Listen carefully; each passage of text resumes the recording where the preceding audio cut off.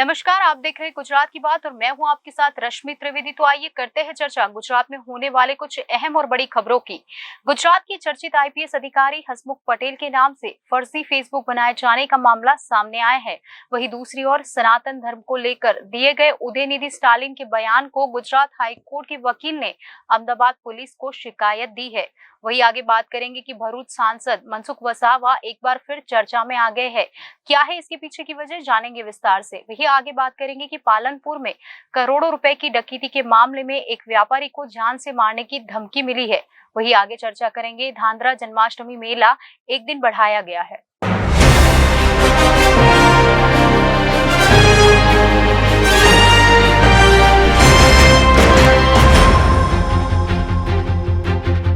तो आइए शुरू करते हैं गुजरात की बात का सफर।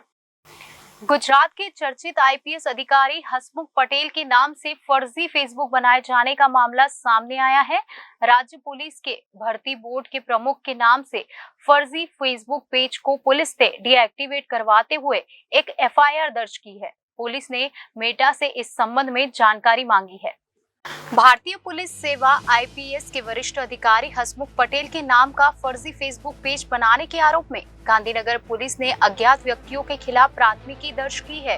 राज्य में अपर पुलिस महानिदेशक पद पर तैनात पटेल विभिन्न सरकारी भर्ती बोर्ड के अध्यक्ष के रूप में भी कार्य कर रहे हैं। पुलिस निरीक्षक आरएस दामोद ने बताया कि फर्जी प्रोफाइल पटेल का नाम, पदनामा और तस्वीर का उपयोग करके बनाई गई थी।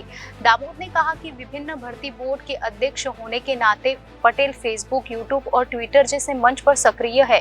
वह इनका उपयोग विभिन्न भर्ती प्रक्रियाओं के बारे में प्रामाणिक जानकारी साझा करने के लिए करते हैं।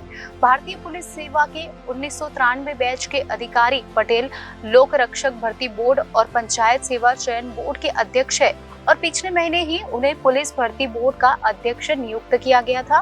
वह गुजरात राज्य पुलिस हाउसिंग कॉर्पोरेशन के प्रबंध निदेशक भी है। निरीक्षक दामोद ने कहा कि फर्जी फेसबुक पेज को निष्क्रिय कर दिया गया है और ऐसा प्रतीत होता है कि इस पर कुछ भी साझा नहीं किया गया है, लेकिन गलत सूचना प्रसारित करने के लिए इसका दुरुपयोग किया जा सकता है। उन्होंने बताया कि 2 दिन पहले सूचना प्रौद्योगिकी यानी संशोधन अधिनियम 2018 की धारा 66C के तहत पहचान की चोरी के आरोप में प्राथमिकी दर्ज की गई। दामोद ने कहा कि हमने अधिक जानकारी के लिए मेटा से संपर्क किया था। गुजरात पुलिस महकमे में एक अलग छवि रखने वाले हसमुख पटेल सोशल मीडिया के प्लेटफॉर्म पर काफी लोकप्रिय है। वे राज्य में पुलिस भर्ती के निष्पक्ष तरीके से संपन्न कराने के लिए पिछले दिनों सुर्खियों में आए थे। राज्य में एक के बाद एक जब पेपर लीक के मामले सामने आए थे, तब राज्य सरकार ने आईपीएस हसमुख पटेल को जिम्मेदारी सौंपी थी। इसमें हसमुख पटेल खरे उतरे थे और राज्य में जूनियर क्लर्क की परीक्षा बिना की व्यवधान के संपन्न हुई थी। सनातन धर्म को लेकर तमिलनाडु के मुख्यमंत्री एमके स्टालिन की बेटी की टिप्पणी पर विवाद थमता ही नहीं दिख रहा है। देश में कई राज्यों में उनके खिलाफ कार्रवाई की मांग के बाद अहमदाबाद में भी पुलिस को कार्रवाई के लिए शिकायत दी गई है। इसमें उनके खिलाफ एफआईआर दर्ज कराने की मांग की गई है। आइए जानते हैं किसने की है ये शिकायत। सनातन धर्म को लेकर दिए गए उदयनिधि स्टालिन के बयान को गुजरात हाई कोर्ट के वकील ने अहमदाबाद पुलिस को शिकायत दी है। इसमें स्टालिन के द्वारा सनातन धर्म को लेकर की गई टिप्पणी पर एफआईआर दर्ज करने की मांग की गई है। सनातन धर्म पर टिप्पणी करने के बाद अपने बयान पर अडिग स्टालिन के खिलाफ देश के कई शहरों में शिकायतें और एफआईआर हुई है। गुजरात में यहां पहला मामला है जब स्टालिन के खिलाफ एफआईआर दर्ज करने की मांग की गई है। हाईकोर्ट के एडवोकेट की शिकायत पर अहमदाबाद पुलिस ने अभी कोई प्रतिक्रिया नहीं दी है।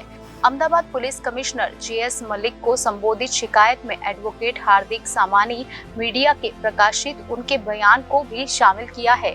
गुजरात में उदयनिधि स्टालिन के बयान का कई संगठन विरोध कर रहे हैं। सनातन धर्म में जुड़े साधु संत ने भी इस पर अपनी प्रतिक्रिया दी थी। गुजरात हाई कोर्ट के वकील हार्दिक सामानी ने डीएमके नेता उदयनिधि स्टालिन के खिलाफ अहमदाबाद के पुलिस कमिश्नर को लिखित शिकायत देकर एफआईआर दर्ज करने की मांग की है। इस लिखित आवेदन में उन्होंने उदयनिधि स्टालिन द्वारा सनातन धर्म को लेकर की गई टिप्पणी पर आपत्ति जताई है। इसमें उन्होंने उदयनिधि स्टालिन के खिलाफ कानूनी कार्रवाई करने की मांग की है। तो वहीं दूसरी ओर उदयनिधि स्टालिन के बयान पर खड़ा हुआ विवाद अभी शांत होता नहीं दिखाई दे रहा है। पिता और तमिलनाडु के मुख्यमंत्री एम.के. स्टालिन द्वारा बेटे के बयान पर कहा है कि बेटे ने नरसंहार शब्द का इस्तेमाल नहीं किया है। उदयनिधि के खिलाफ उत्तर प्रदेश में भी मामले दायर किए गए हैं। उदयनिधि स्टालिन तमिलनाडु सरकार में युवा मामले के मंत्री भी है। भरूच सांसद मनसुख वसावा एक बार फिर चर्चा में आ गए हैं। इसके साथ ही यह बात भी सामने आई है कि प्रदेश बीजेपी में चारे उबलने जैसी हालत है। आपको बता दें कि कल कमलम में नर्मदा सेंस की प्रक्रिया चल रही थी। इस बीच भरूच के सांसद मनसुख वसावा सेंस प्रक्रिया से बाहर चले गए। भरूच में सांसद मनसुख वसावा एक बार फिर सुर्खियों में आ गए हैं। इसके साथ ही यह बात भी सामने आई है कि प्रदेश बीजेपी में चारे उबलने जैसे हालात है। आपको बता दें कि कल कमलम में नर्मदा नदी की प्रक्रिया चल रही थी। इस बीच भरूच के सांसद मनसुख वसावा सेंस प्रक्रिया से बाहर चले गए। हालांकि इस पूरे मामले पर अब मनसुख वसावा की प्रतिक्रिया सामने आई है। मनसुख वसावा ने कहा कि प्रदेश अध्यक्ष सी.आर. पाटिल उनसे नाराज है। मनसुख वसावा ने इस पर और सफाई देते हुए कहा कि बीजेपी के कुछ लोग प्रदेश अध्यक्ष सी.आर. पाटिल को उनके खिलाफ गुमराह कर रहे हैं। मनसुख वसावा ने आरोप लगाया कि नांदोद विधायक दर्शन देशमुख, नर्मदा जिला भाजपा अध्यक्ष घनश्याम पटेल, कृतेश वसावा और तालुका पंचायत उपाध्यक्ष प्रकाश देसाई उनके खिलाफ प्रदेश अध्यक्ष को गुमराह करने की साजिश कर रहे हैं।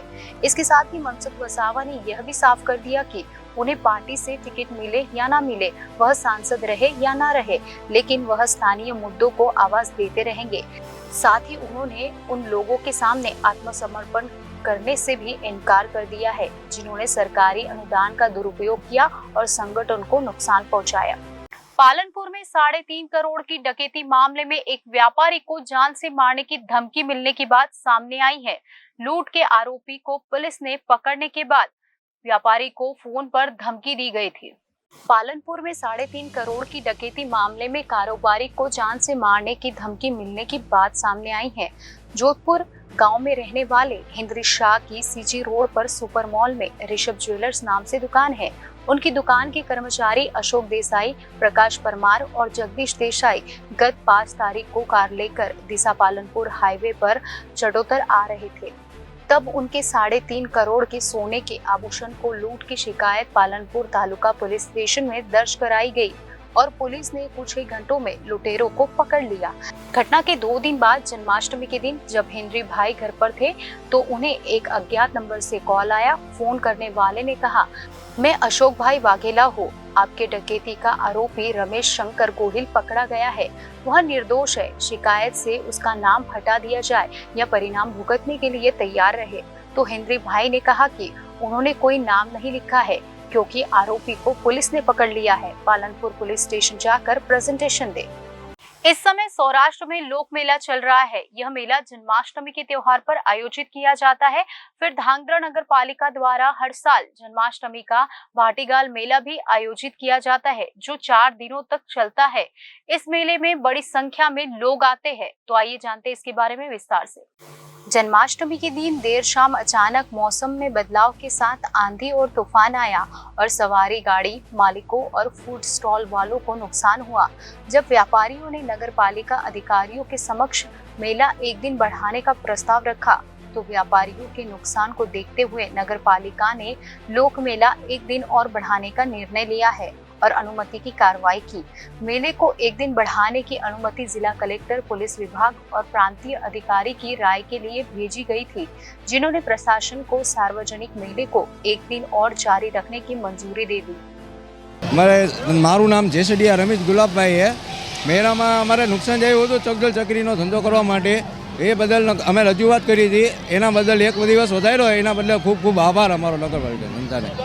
ધાંગધ્રા શહેરમાં નગરપાલિકા દ્વારા 4 દિવસનો મેળો યોજવામાં આવે છે।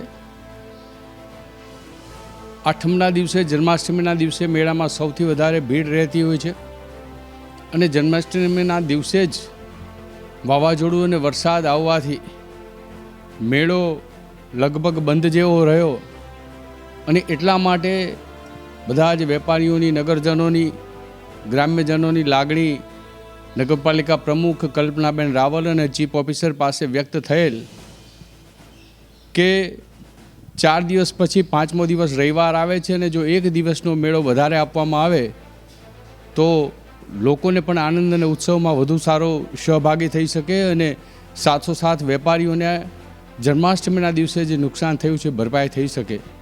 વહીવટી તંત્રએ નગરપાલિકાની પ્રમુખ અને ચીફ ઓફિસરની જે કંઈ માગણી હતી એને ધ્યાનમાં લઈને મેળાને એક દિવસ લંબાવેલ છે. 5મા દિવસે મેળો ચાલુ રહેશે. આપણે સૌ સાથે મળીને મેળાનો આનંદ ઉઠાવીએ. નગરપાલિકાના प्रशासकों खूब खूब आभार और अभिनंदन. गुजरात की बात में आज बस इतना ही. आने वाली सभी खबरों को जानने के लिए अब जुड़े रहिए जनादेश न्यूज के साथ.